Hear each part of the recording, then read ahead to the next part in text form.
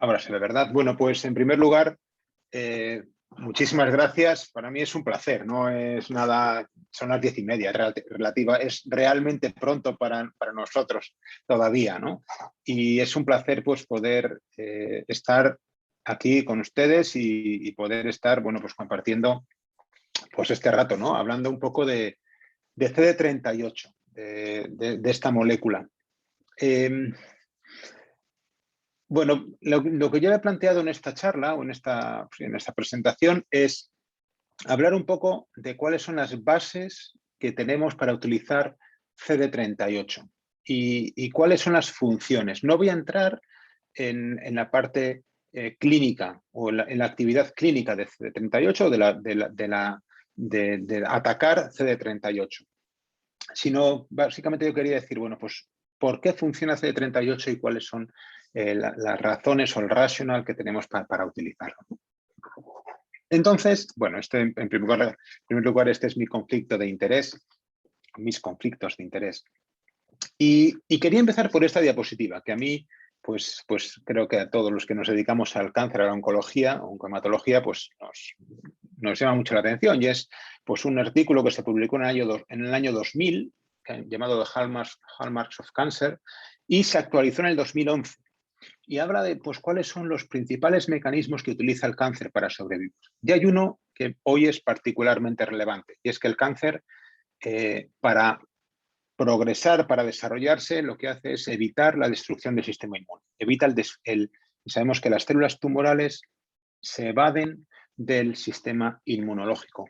Y esta es la base de que nosotros ahora utilicemos cada vez más la inmunoterapia. Y como decíamos, pues hoy es una sesión hablando de inmunoterapia, el mieloma. Cuando hablamos de inmunoterapia, hay diferentes tipos de inmunoterapia. Y hay una inmunoterapia, como vemos aquí a la izquierda, inmunoterapia activa, en la cual la diana del fármaco de lo que utilizamos es realmente el sistema inmune. Y utilizamos pues, fármacos que atacan o que activan de una forma directa el sistema inmunológico. Pues como los inhibidores de los checkpoints inmunes, por ejemplo, el anti-PD1, anti-CTLA4, anti-TIM, todos estos, ¿no? Y hay otra inmunoterapia que es la llamada pasiva, que la vemos a la derecha. Y esta inmunoterapia está la que está designada para actuar sobre el tumor, pero activando de una forma indirecta, por así decirlo, el sistema inmunológico. Y la primera de estas inmunoterapias pasivas fue los anticuerpos monoclonales con efecto antitumoral. Y esto es de los que yo quiero hablar un poquito al principio. Todo esto, esta historia empezó pues hace muchos años, hace más de un siglo. Estamos en la fundación Tercer Milenio, pues casi nos estamos yendo, bueno, pues al final, casi a mediados, no tanto, del segundo milenio. Y es, bueno, pues en 1900, cuando Paul Ehrlich describió pues que había como una bala mágica que tenía afinidad por los parásitos, pero que respetaba otras células, ¿no? Después se descubrió, hasta el 1975, el año que yo nací, la pueden hacer sus cálculos, la tecnología del hibridoma, ¿no? Después aparecen claro, hasta entonces teníamos todas estas técnicas, pero no se podía atacar la célula tumoral. Pero en un momento se descubrió, en 1981, en un Journal of Clinical Investigation, se descubrió que había antígenos específicos de tumores y se podían utilizar como dianas pues en este caso, para utilizar anticuerpos monoclonales, ¿no? Después, en el 94, Maloney, que sigue circulando por aquí, Maloney, bueno, pues tuvo las primeras experiencias con un anti-CD20 en linfoma no Hodgkin y se aprobó el rituximab en 1997. Esta es la historia de los anticuerpos monoclonales.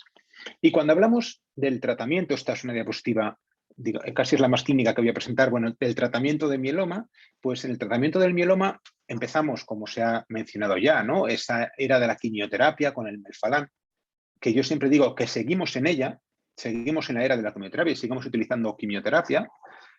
Desde el año 2000, en este tercer milenio, hemos empezado a utilizar la terapia dirigida y aparecen hasta 14 fármacos nuevos en el mieloma. El mieloma ha sido hemos visto una gran revolución en el tratamiento del mieloma con esta terapia dirigida.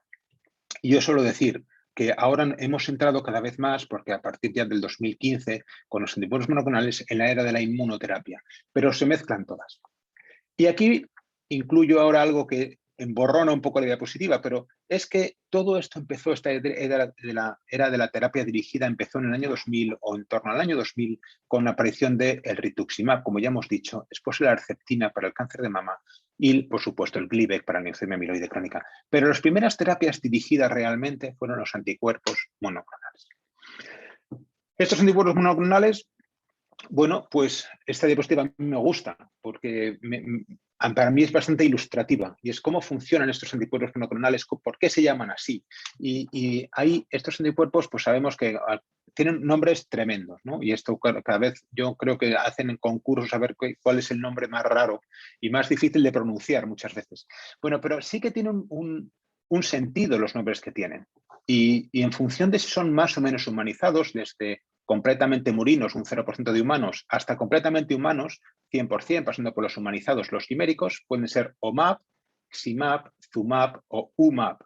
Y todo esto pues depende y nos da una información el nombre que tenemos, ¿no? Y también tenemos, bueno, pues que en función de la diana o del tipo de fármaco, del tipo de función que tenga, si va frente al tumor tiene el TU, como el de rituximab o daratumumab, o tiene el LI, por ejemplo, que tenemos aquí, que es, bueno, pues en caso de que sea frente al sistema inmunológico y sistema inmune, como el pembrolizumab, por ejemplo, ¿no? Bueno, a mí esto me sirve para saber que ese nombre que tienen los anticuerpos monoclonales tiene un sentido. Bueno, y si vamos hablando, pues nos vamos centrando en el mieloma con los anticuerpos monoclonales, esta es una diapositiva que a mí cuando la presento me dicen, pero actualízala. Y yo digo, no, es que no quiero actualizarla, porque precisamente esta es una diapositiva de, como ven aquí, del año 2008, 2010, 2011, y es del 2011. Y hace 10 años yo presentaba esta diapositiva. Y decía, ¿qué anticuerpos monoclonales tenemos en mieloma? Y aparecía anti-CD56, anti-CD38, 138, 40, EGFR, IL6, siltuximab, que utilizamos ahora para la liberación de citocinas.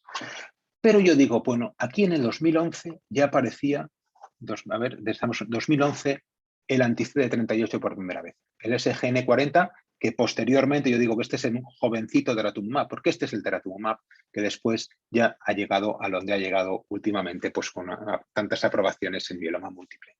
Pero ha habido mucho desarrollo y muchos de estos otros anticuerpos monoclonales no han llegado a ser nada en la clínica, pero sí el anti-CD38. ¿Qué es CD38? CD38 sabemos que es la molécula característica o típica, o una conjuntuación 138, pues 38 y 138, de la célula plasmática. La célula plasmática, y en concreto, por supuesto, también de la célula del mieloma. Y esta molécula tiene, pues, por una parte, tiene una actividad ectoenzimática, y es importante para la modulación del calcio, luego veremos un poquito esto, y para la homeostasis de los nucleótidos. Y también funciona como un receptor, es decir, o sea, es una enzima que tiene su actividad, una enzima exógeno a la célula, bueno, porque está en la membrana celular, y también tiene una actividad como receptor, cuyo ligando es CD31, y también influye o activa una cascada de señalización. Entonces, bueno, pues desde el principio, no por estas funciones que son posteriores, sino porque está tan expresada en la célula tumoral del mieloma, pues se utilizó CD38 como una diana en mieloma múltiple. Y así ahora tenemos a 2 fármacos aprobados anti-CD38, daratumumab e isatuximab, y hay otros anti-CD38 que se están desarrollando, como es uno de Morphosis y otro de Takeda. Y están, bueno, pues siendo desarrollados, aunque bueno, pero claramente tenemos 2 que están muy por delante del resto. Vamos a ver, ya sí quería hablar de cómo funcionan estos anticuerpos monoclonales y después veremos si esto lo cumplen los daratumumab y cetuximab que tenemos en mieloma múltiple. Esta es una diapositiva que pues recoge cuáles son los principales mecanismos de actuación de los anticuerpos monoclonales. Y los mecanismos de acción, como pongo aquí arriba, inmunoterapia pasiva, cómo tienen ese efecto antitumoral. Bueno, y tienen pues diferentes funciones. Si empezamos por arriba a la izquierda, pues tienen una función que es una de las más nuevas, de las más novedosas, o las últimas que se describieron, que es una citotoxicidad dependiente de macrófagos, una fagocitosis. Y cuando el anticuerpo monoclonal se une a la célula tumoral, activa o recluta macrófagos y fagocita la célula. También tenemos, si seguimos para abajo, una citotoxicidad dependiente de complemento, de nuevo, el anticuerpo monoclonal recluta el complemento y se produce una lisis de la célula tumoral, en este caso por el complemento. Puede hacer una inducción directa de apoptosis y pues por diferentes mecanismos, que ahora vamos a ver alguno de ellos, pues también el anticuerpo monoclonal desarrolla o desencadena la apoptosis de la célula tumoral. Y por último, o por primero, porque es uno de los primeros que se describieron, produce una citotoxicidad dependiente de anticuerpo. Antibody dependent cellular cytotoxicity. Es una citotoxicidad, pero importante, celular. Lo importante aquí es la tercera C. Y es que recluta las células NK. Estas son unas células que son muy feas, pero para mí son claves de las células más importantes. Y a veces pensamos más en los linfocitos T, B, pero las células NK son claves en la actividad antitumoral de tantos fármacos. Y mediante el CD16 pues, se une al anticuerpo monoclonal y la célula tumoral lisa esa célula tumoral.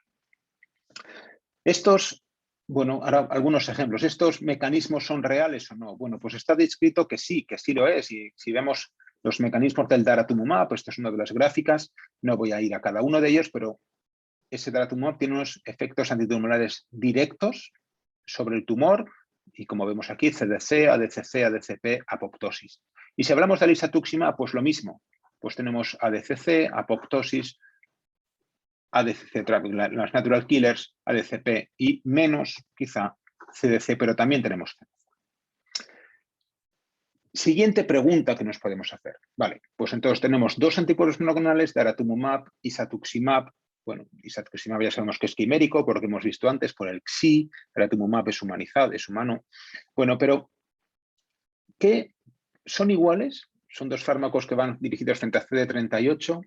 Bueno, pues podemos verlo si son iguales. Y en esta diapositiva o en esta tabla se comparan los dos anticuerpos, bueno, los cuatro anticuerpos monoclonales, ¿no? El Dara, isatuximab, el Morphosis y el de Takeda. Y vemos que no, que son diferentes, ¿no? Por ejemplo, el daratumumab tiene más citotoxicidad mediada por complemento. Sin embargo, son muy parecidos en cuanto a ADCC, la citotoxicidad celular por las células NK. Y, por ejemplo, pues la modulación de la actividad ectoenzimática que hablábamos antes es mucho mayor con el isatuximab.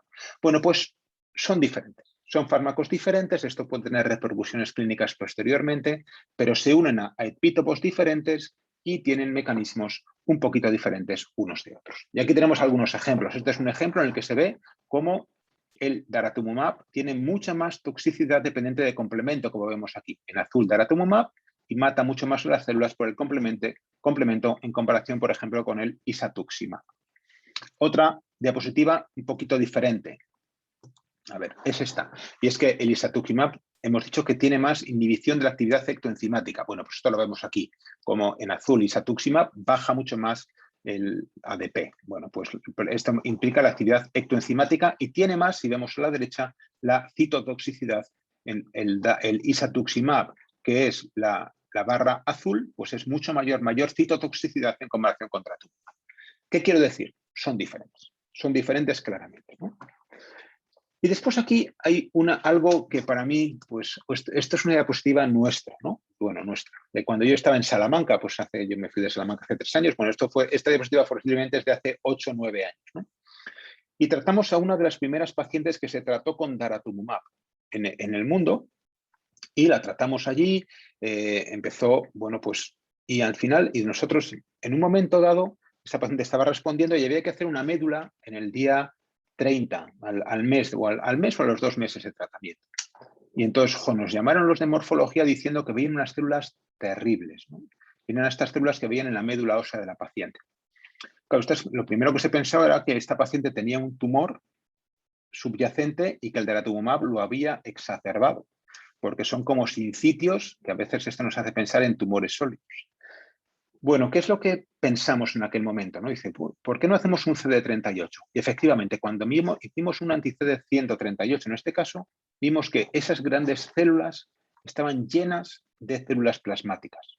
Es decir, aquí demostramos cómo esa paciente muy pronto estaba activando la fagocitosis y era un mecanismo, esto era un macrófago que había fagocitado muchas células plasmáticas.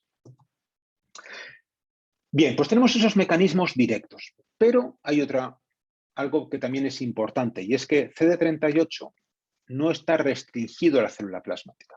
Y si vemos aquí, aquí a la derecha, bueno, pues también en la gráfica que tenemos, en la gráfica como en la tabla, pues vemos cómo las células plasmáticas son las que más expresan CD38, pero también los linfocitos B, los T-, pero también los B, los monocitos, las células NK.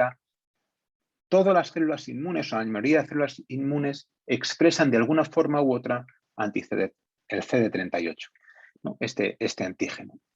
Entonces, esto es el mecanismo, o esta es la base para esa otra parte que teníamos en el título de la presentación.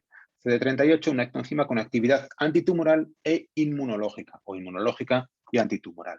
Y es verdad porque está presente en estas células inmunes.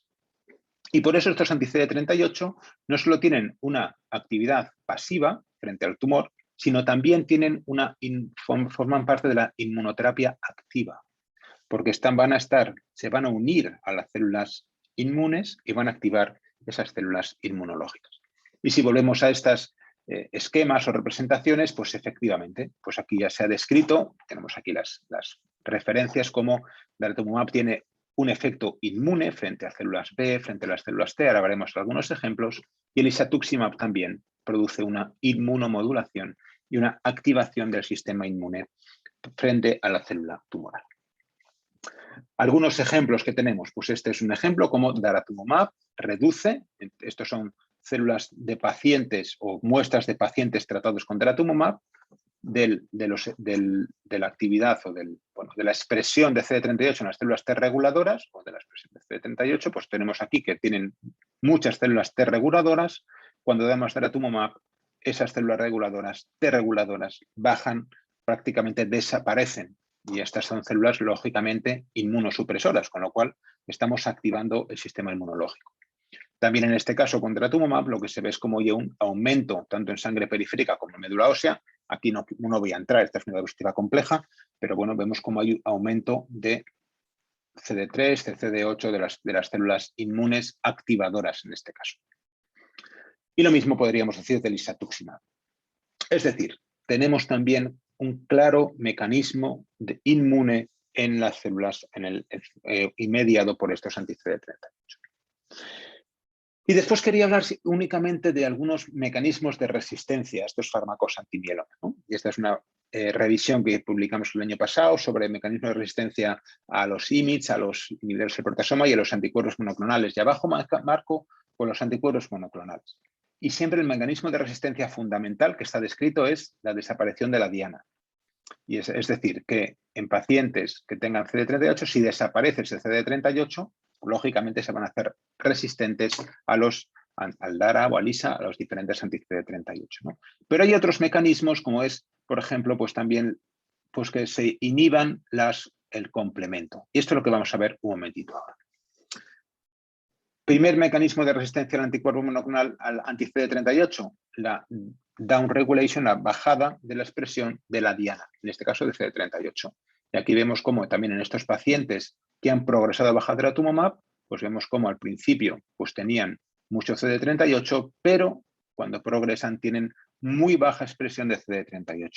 Después se recupera. Esto también, también puede tener implicaciones clínicas si se recupera o no el CD38. Pero lo que vemos claramente es que esos pacientes que progresan tienen muy baja expresión de CD38. Y nosotros en el laboratorio también hemos creado células resistentes, que son estas RMOLP, R de resistente, y vemos cómo las células RMOLP con anti-CD38 tienen menor expresión de CD38. Es decir, el CD38 está asociado, la infraexpresión de CD38 a resistencia al daratumumab. Y el otro mecanismo que decía es el complemento, uno de los mecanismos claves de la actividad de los anticuerpos monoclonales antitumorales es la citotoxicidad mediada por complemento. Pues otro de los mecanismos importantes pues es cómo hay una sobreexpresión, una activación de moléculas inhibidoras del complemento como son CD55 y CD54. Esto es importante porque sobre esto podríamos actuar en estos fármacos, ¿no? Y con esto concluyo diciendo, bueno, pues como que los anticuerpos monoclonales realmente han supuesto una revolución en el tratamiento del cáncer, fueron, como hemos dicho, la primera terapia dirigida en el tratamiento del cáncer y también de otras enfermedades, como ya sabemos ahora todos utilizamos muchos anticuerpos monoclonales. En mieloma hay dos dianas fundamentales para anticuerpos monoclonales desnudos, ¿no? Podríamos hablar en la discusión de otro tipo de anticuerpos monoclonales, ¿no? El CD38 con daratumumab o isatuximab y el SLAMF7 con elotuzumab. Estos anticuerpos desnudos tienen, sobre todo los anti-CD38, tienen unos mecanismos clásicos, que es la citotoxicidad directa y la inhibición ectoenzimática, la ADCC, mediada por las células NK, el complemento y la fagocitosis por macrófagos. Pero en el caso de los CD38 es importante que también están expresados en otras células no tumorales, fundamentalmente del sistema inmune, con lo cual tienen esta parte de inmunoterapia activa, activando el sistema inmunológico. Y de estos anti-CD38 hay diferentes, algunos de ellos aprobados como daratumumab o isatuximab, otros todavía en desarrollo, pero que son diferentes. Lo que es importante es saber que son diferentes y esto nos podría hacer pensar en retratar o no, si podemos retratar o no con uno o con otro, por utilizar uno antes o uno después. Y con esto, pues nada, termino dando las gracias, bueno, pues a mi servicio, pero a toda la fundación, a ustedes por la invitación y a todos los oyentes, y claro, estaré encantado de responder a preguntas.